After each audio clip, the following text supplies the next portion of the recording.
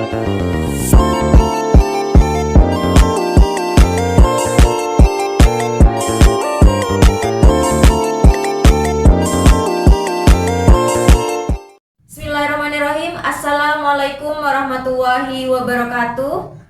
Salam sehat dan salam sejahtera untuk kita semua.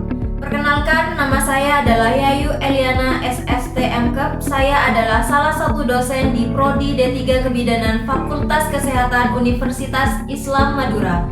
Sebagai dosen, saya memiliki kewajiban untuk melakukan tridharma perguruan tinggi, yaitu kegiatan pengajaran, penelitian, dan kegiatan pengabdian kepada masyarakat.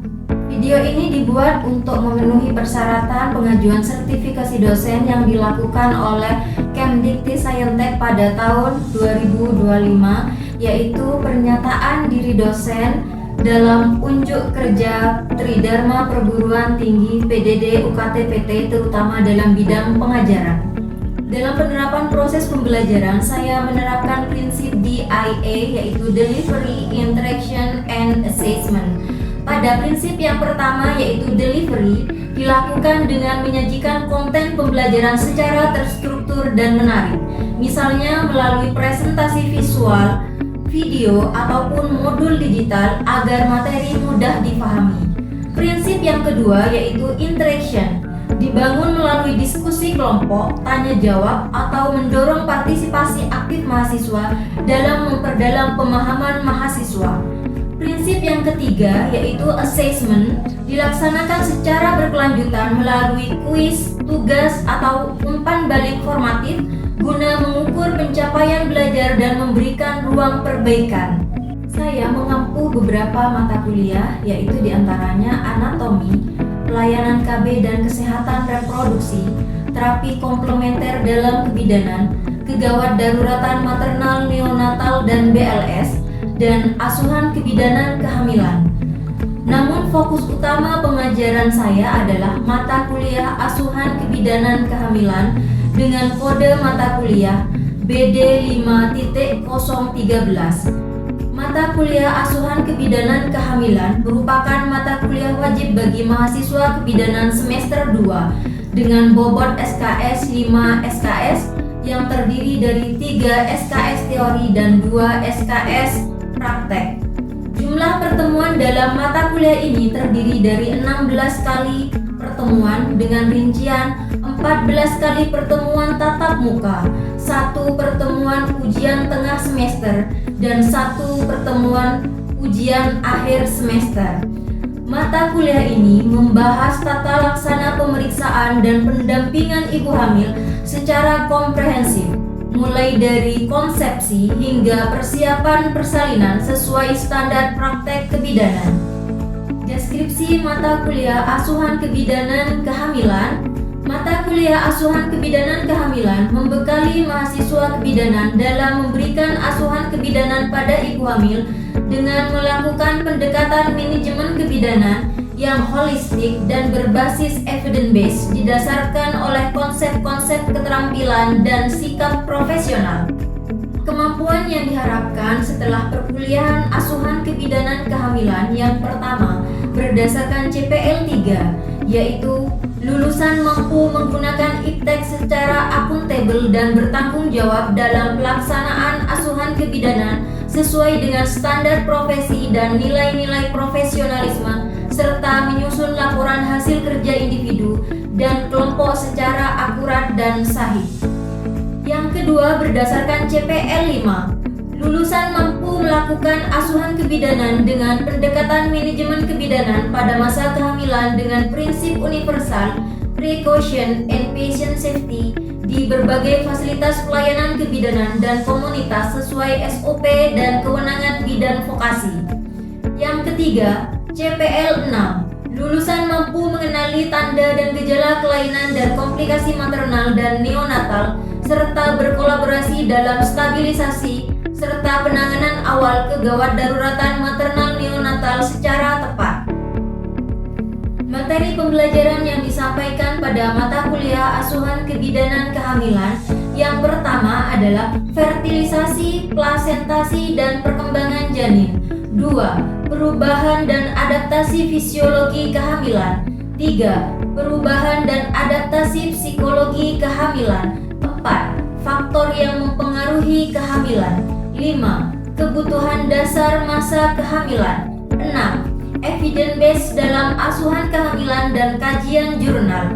7. Ketidaknyamanan yang terjadi pada ibu hamil dan penanganannya. 8. Deteksi dini penyulit atau komplikasi dalam kehamilan dan penentuan kebutuhan rujukan. 9. Prosedur keterampilan dasar pada asuhan kehamilan. 10. Asuhan kebidanan komplementer pada masa kehamilan. 11. Asuhan pada ibu hamil dengan penyakit penyerta. 12. Penerapan dan penata laksanaan buku KIA. 13. Asuhan kehamilan pada kunjungan awal dan kunjungan ulang. 14. Manajemen kebidanan serta pendokumentasian asuhan pada kehamilan. Sistem pembelajaran pada asuhan kebidanan kehamilan menggabungkan teori dan praktek untuk mempersiapkan mahasiswa dalam memberikan perawatan yang aman dan berkualitas pada ibu hamil. Sistem pembelajaran dalam asuhan kebidanan kehamilan menggunakan pembelajaran problem-based learning dan case-based learning dengan fokus pada penguasaan keterampilan seperti pemeriksaan kehamilan, edukasi kesehatan, dan deteksi resiko kehamilan. Mahasiswa juga belajar menggunakan alat bantu seperti pantum ibu hamil, serta diajak untuk menerapkan pendekatan secara holistik yang memperhatikan aspek fisik, psikologis, dan sosial pada ibu hamil. Metode pembelajaran pada mata kuliah asuhan kebidanan kehamilan umumnya menggabungkan pendekatan teoritis dan praktis untuk mempersiapkan mahasiswa dalam memberikan asuhan kebidanan yang komprehensif. Saya menggunakan beberapa metode. Yang pertama adalah lecture learning, yang kedua case study, dan yang ketiga student center learning. Sedangkan pembelajaran di laboratorium atau pembelajaran praktikum, saya menggunakan metode demonstrasi dan simulasi yang dilaksanakan di Laboratorium Prodi D3 Kebidanan Fakultas Kesehatan Universitas Islam Madura. Pembelajaran juga dilakukan melalui praktek klinik di fasilitas kesehatan untuk melatih keterampilan seperti pemeriksaan antenatal, konseling, dan manajemen kehamilan normal maupun resiko tinggi. Sistem penilaian pada mata kuliah asuhan kebidanan kehamilan umumnya mencakup beberapa komponen penilaian yang terstruktur untuk mengukur pemahaman secara teoritis dan keterampilan klinis mahasiswa. Penilaian biasanya terdiri dari aspek kognitif, aspek psikomotor, dan aspek afektif. Bobot dinilai dan ditentukan berdasarkan persentase tugas 20%, praktikum 35%, UTS 15%, dan UAS 30%.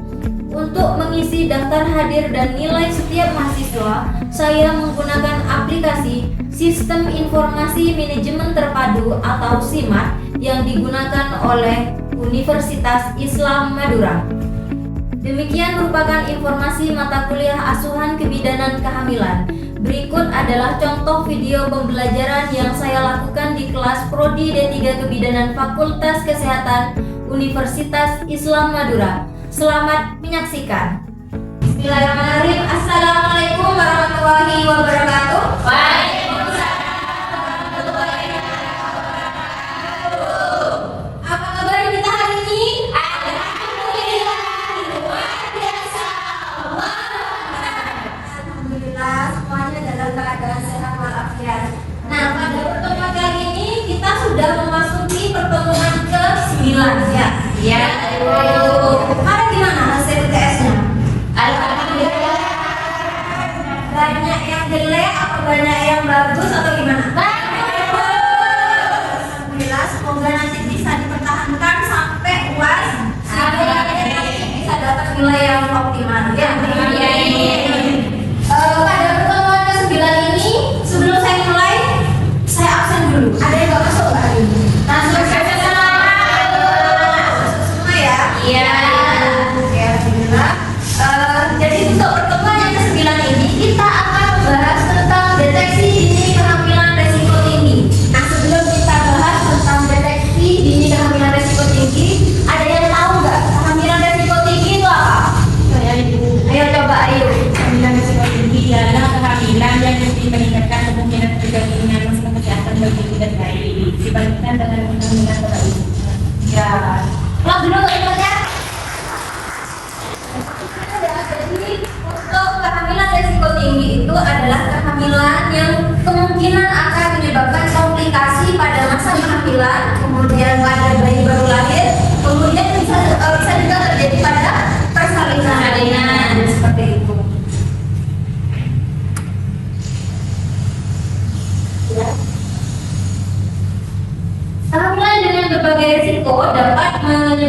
terjadinya berbagai komplikasi dan mengganggu proses kehamilan hingga bersalin sehingga mengancam jiwa ibu dan janin.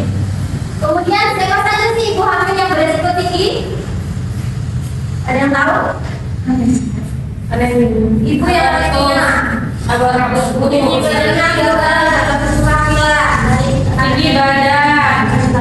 badan, anak lebih jumlah anak lebih dari 4, kemudian usia kurang dari 16 tahun.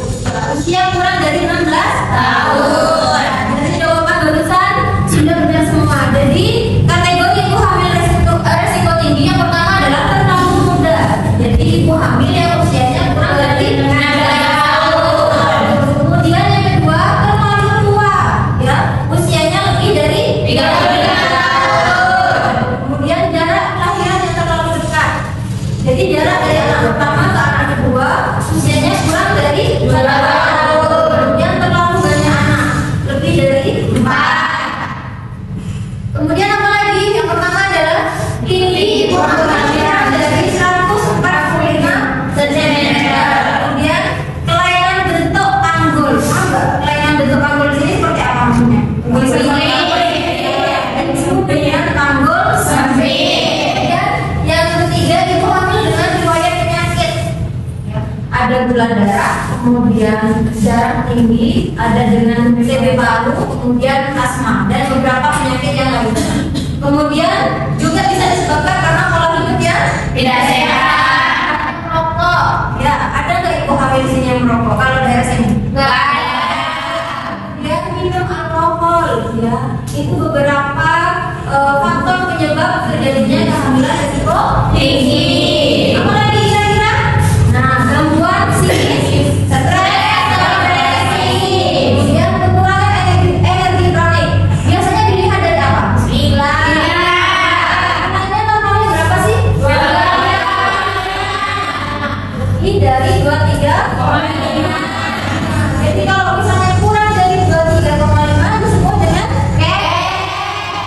cara tulis sudah bisa ya? Iya. Kemudian anemia. Normalnya HB pada ibu hamil berapa? 11 sampai atau lebih dari 11 mdr. Kalau misalnya kurang dari 11 berarti pasiennya anemia. Itu adalah beberapa kategori ibu hamil dengan risiko tinggi. Ya, ada yang ditanyakan dulu? Tidak ada ibu. Tidak ada. Nah, tadi kan ada beberapa resiko ya. Ada beberapa faktor resiko. Apakah kehamilan dengan resiko tinggi dapat dicegah? Bisa. Caranya gimana? Jaga pola nutrisi. Pola nutrisinya dijaga. Kemudian apa lagi? Itu Bu melakukan penjualan AMT. Ya, penjualan AMT secara rutin berapa kali sih penjualan AMT?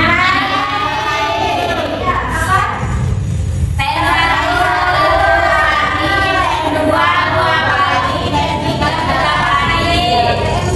Satu kali itu ke siapa? Dokter. Dua kali. Kami M3.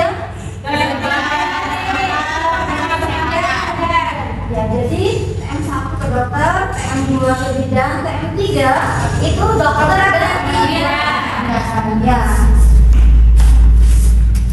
Kemudian gimana sih cara deteksi dini kehamilan resiko tinggi? Nah, kita itu menggunakan kartu skor Budi Rohyanti. Ada yang pernah tahu kartu skor Budi Rohyanti?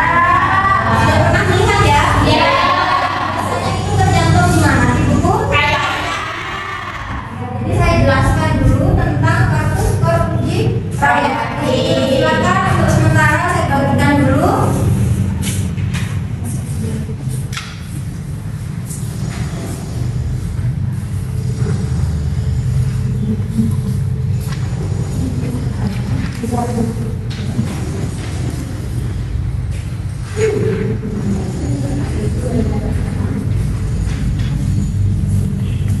Ya, di sini ada kartu skor Budi Rohyanti. Ya, apa sih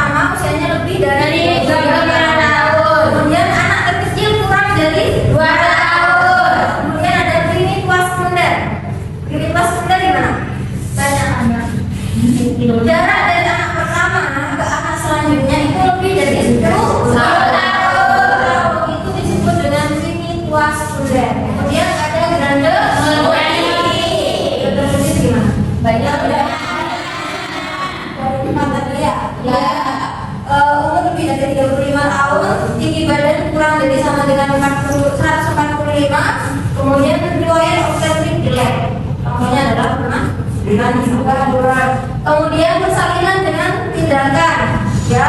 Kemudian ada bekas operasi.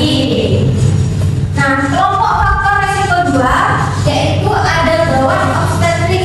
Jadi kalau misalnya sudah ada tanda faktor resiko 2 itu berarti sudah menandakan bahaya. Apa aja? Yang pertama penyakit penyerta pada ibu, kemudian preeklamsia ringan, kemudian hamil ganda, hidraminon, kemudian IUFG, kemudian serotinus, sungsang dan letak berita. Nah, kelompok faktor risiko ketiga ada gawat darurat obstetrik, berarti itu sudah mengancam nyawa pada bayi. Apa aja? Yang pertama adalah perdarahan anak jantung. Berarti perdarahan yang terjadi sebelum persalinan. Biasanya ini bisa terjadi pada kehamilan muda dan bisa terjadi pada kehamilan tua. Kemudian preeklamsia berat atau sampai eklamsia atau sampai ijab. Itu beberapa pembahasan perhatikan nanti ke kelompok 1 dan 2. Di sini ada kasus ya, soal kasus 1 ya, kemudian ada soal kasus 2. Silahkan dianalisis ya kedua soal ini dan nanti kita presentasikan. Ya, baik, silakan. Ini yang mau dibuat PPT. Ya, silakan dibuat PowerPoint nanti dipresentasikan ya. Baik, Bu.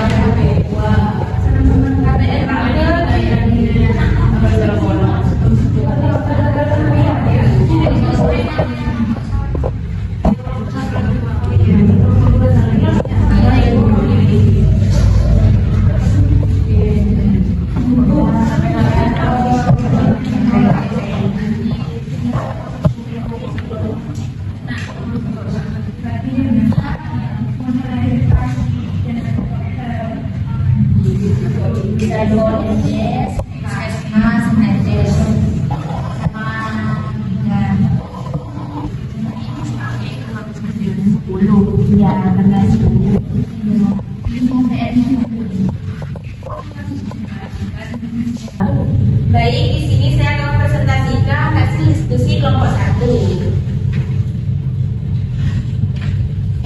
Soal kasusnya yaitu seorang perempuan 38 tahun hamil pertama kali, belum pernah keguguran, profesi ibu sehari-hari sebagai IRT, pendidikan terakhir SMK, datang ke puskesmas untuk memeriksakan kehamilannya. Periksa pertama kali saat ini tanggal 8 Maret 2020. Menurut ibu, usia kehamilannya sekarang 6 bulan. Ibu mengatakan hari pertama mens terakhirnya tanggal 21 September 2019. Hasil pemeriksaan tekanan darah 110/70 mmHg, kadar Hb 11 gram persen, tinggi badan ibu 143 cm. Lakukan pemeriksaan ke SPR pada kasus tersebut. Berikut pembahasannya. Skor SPR kasus tersebut adalah 10 dan termasuk dalam kategori KRT atau kehamilan risiko tinggi. Pada klasifikasi risiko termasuk ke dalam kelompok 1 APGO atau ada potensi gawat obstetrik. Lalu yang terakhir itu rujukan yang dilakukan adalah RDB atau rujukan dini berencana. Baik, cukup sekian dan terima kasih. Ada yang ditanyakan dari penjelasan temannya barusan? Ada, Bu. Ada, silakan. Mbak. Hasil KSPR-nya di mana, Mbak? Hasil KSPR-nya yaitu skor awal dulu mungkin. Skor awalnya berapa berarti?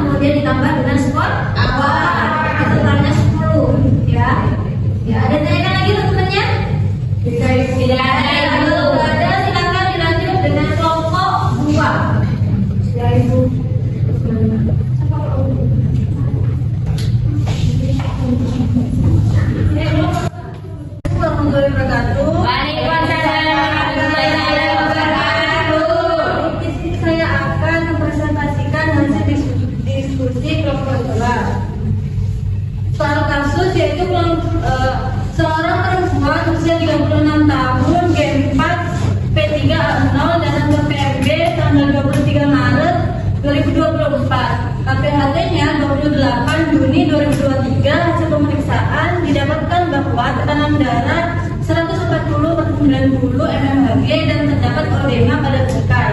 Lakukan pengisian KSPR pada kasus tersebut. Pembahasannya, skor KSPR kasus tersebut adalah 14 dan termasuk dalam kategori KSRT, yaitu kehamilan resiko sangat tinggi. Pada klasifikasi resiko termasuk ke dalam kelompok 2 AGO, ada gawat obstetrik karena terdapat tanda gejala yang mengarah pada preeklamsia. Rujukan yang dilakukan adalah RDR, rujukan dalam rahim. Ya, dari saya. Mungkin ada yang ingin ditanyakan? Ada yang ditanyakan? Silakan. Hasil KSPR Bapak boleh dibacakan.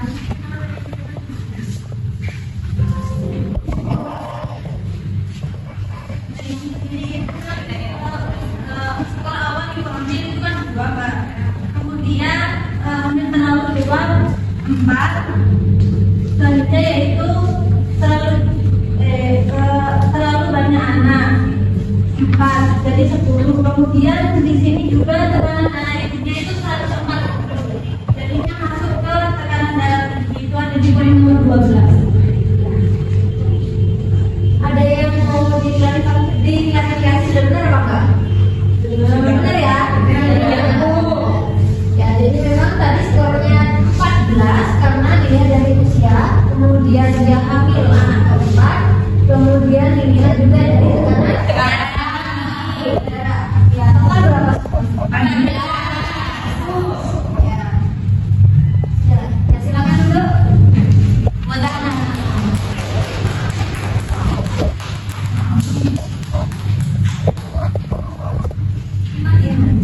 Kita sudah melakukan diskusi kelompok ya. Dari diskusi kelompok barusan kalian sangat luar biasa ya, karena keduanya dari kelompok 1 maupun kelompok 2 sudah bisa berdiskusi dan hasilnya memang benar sesuai dengan kasus yang ada. Jadi seperti itu. Nah, mungkin itu saja untuk pertemuan kali ini ya. Dipersiapkan untuk pertemuan selanjutnya yaitu tentang prosedur keterampilan dasar pada asuhan kehamilan. Jadi silakan nanti kalian baca buku referensi, lihat buku boleh misalnya kayak gitu ya. Kemudian nanti ketika pertemuan selanjutnya kalian sudah siap untuk menerima materi selanjutnya ya. Kalau nggak ada yang ditanyakan, itu saja untuk kali ini. Kurang lebihnya saya mohon maaf. Wassalamualaikum warahmatullahi wabarakatuh. Waalaikumsalam warahmatullahi wabarakatuh. Demikian video pembelajaran yang saya terapkan di kelas. Video ini dibuat untuk memenuhi persyaratan pengajuan sertifikasi dosen yang diadakan oleh Kemdikti Saintek pada tahun 2025. Semoga menjadi bahan pertimbangan bagi asesor. Kurang lebihnya saya mohon maaf. Wassalamualaikum warahmatullahi wabarakatuh.